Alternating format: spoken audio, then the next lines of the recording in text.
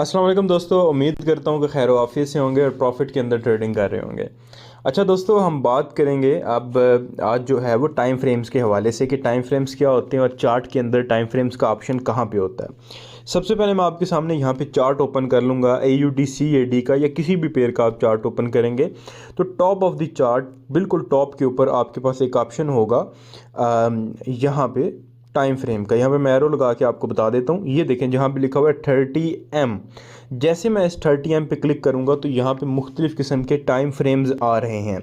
यहाँ पे 1 मिनट का आ रहा है, 5 मिनट का आ रहा है, 15 मिनट का आ रहा है, 30 मिनट का आ रहा है, H1 का, H4 का, 1 डे का, 1 वीक का और 1 मंथ का।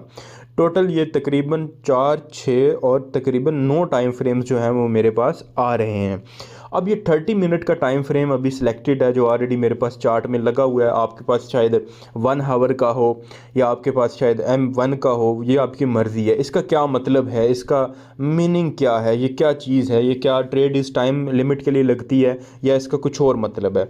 अच्छा बच्चों, जो प्राइस है ना, प्राइस अब टाइम फ्रेम्स कोई भी टाइम फ्रेम आप चेंज करोगे मार्केट की जो प्राइस है वो सेम रहती है। ठीक है, प्राइस से रिलेटेड ये चीज़ नहीं है, ये टाइम फ्रेम रिलेटेड है कैंडल से।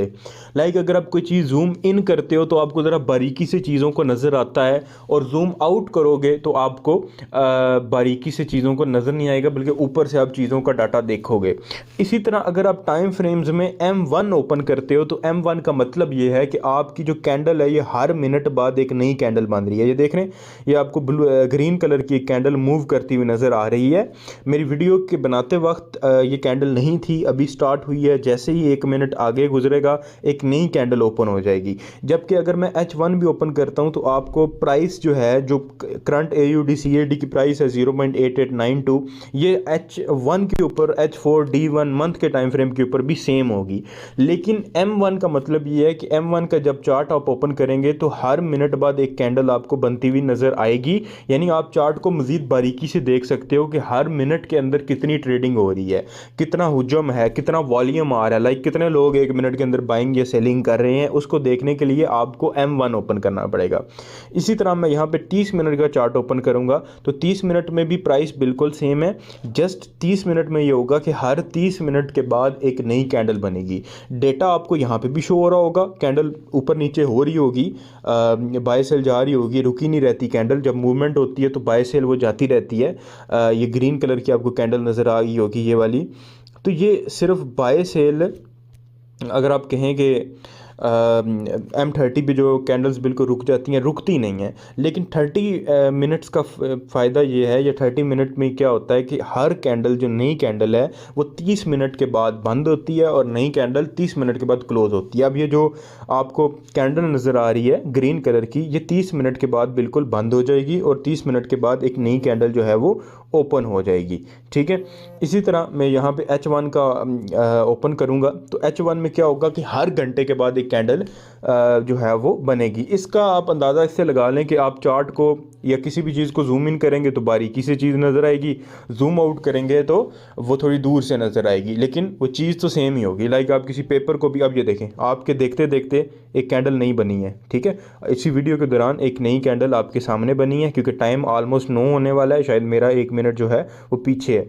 तो जैसे ही घंटा गुजरा है, 8 से 9 हुए हैं, तो ये आपके सामने एक नई कैंडल बनी है। मैं M30 को भी ओपन करूँगा तो M30 पे भी एक नई कैंडल बनी होगी, M15 पे भी एक नई कैंडल बनी होगी, क्योंकि हर 15 मिनट बाद 15 मिनट वाले टाइम फ्रेम पे एक नई कैंडल बन जाती है। प्राइसेस सेम रहती हैं लेकिन इंडिकेटर की जो मूवमेंट होती है वो डिफरेंट हो जाएगी। क्यों? क्योंकि जब आप H1 देख रहे हो तो H1 में घंटे के बाद डाटा अपडेट हो रहा है, तो उसने घंटे के हिसाब से चलना है। उसमें प्रॉफिट भी ज़्यादा होगा, आपको ज़्यादा वेट भी करना पड़ेगा, लॉस भी ज़्यादा होगा। M15 में आपको वेट भी कम करना पड़ेगा और लॉस प्रॉफिट भी जो है वो कम होगा। तो मोस्टली जो हम लोग यूज़ करते हैं वो M15, M30, H1 यूज़ करते हैं। और जो छोटा टाइम फ्रेम होता है वो ज़रा ज़्यादा जूम इन होता है, उसमें प्राइसेस बहुत ज़्यादा जल्दी मूव करती हैं, सॉरी कैंडल बहुत ज़्यादा जल्दी मूव करती है, और कैंडल की मूवमेंट की वजह से जो इंडिकेटर होता है वो भी जल्दी मूव करता है, तो हमें एंट्री लेने में परेशानी होती है। तो M30 H1 में ये होता है कि आराम सुकून से मार्केट की जो इंडिकेटर की रीडिंग होती है, क्योंकि इंडिकेटर कैंडल्स को रीड करके एंट्री देता है। तो जब M1 में हर मिनट बाद एक कैंडल बनेगी तो उसका ये फ़ायदा फ़ायदा या नुकसान ये होगा कि मार्केट में मूवमेंट ज़्यादा होगी, तो इंडिकेटर की जो इक्वेशन है वो ज़्यादा मूव करेगी, तो हमारी एंट्री भी मिस हो जाती है और बाद का हमारे एक्यूरेसी भी हमें ज़्यादा नहीं मिलती। जबकि M30 में क्या होगा कि 30 मिनट बाद एक कैंडल अपडेट होगी, उसका ये फ़ायदा होगा कि हम लोग ईजिली जो है वो वहाँ पे ट्रेड कर सकेंगे। तो टाइम फ्रेम्स का ये तारुफ है, इसका ये मतलब नहीं है कि आप कोई ट्रेड लगाते हो तो वो 30 मिनट के लिए ही लगती है। टाइम फ्रेम जस्ट मार्केट को देखने के लिए है। ट्रेड तभी बंद होगी जब आप क्लोज करोगे या आपका बैलेंस ख़त्म हो जाएगा। ट्रेड किसी टाइम लिमिट के लिए या फिक्स टाइम नहीं होता। टाइम फ्रेम्स का मकसद चार्ट को रीड करने के लिए होता है, ठीक है। ये किसी स्पेसिफिक टाइम फ्रेम के ऊपर ट्रेड नहीं लगती है, ट्रेड ओवरऑल आपके अकाउंट पे लगती है। आपने ट्रेड उस टाइम फ्रेम के हिसाब से लगानी और क्लोज करनी होती है, ठीक है। अब अगर आप D1 का चार्ट ओपन करते हो तो उसमें तो हर दिन में एक कैंडल बनेगी, तो इसका मतलब है उसकी एंट्री आने में भी महीने लगेंगे और उसकी प्रॉफिट में आने में ट्रेड को भी शायद कई दिन लग जाएं, क्योंकि एक दिन में एक कैंडल बनती है। प्राइस सेम रहेगी, उसका यह मतलब नहीं होगा कि एक दिन के बाद ट्रेड बंद हो जाएगी। जस्ट आपके चार्ट देखने के लिए टाइम फ्रेम्स को बनाया गया है। तो आज के लिए इतना ही, इंशाल्लाह नेक्स्ट मिलते हैं। अल्लाह हाफिज़।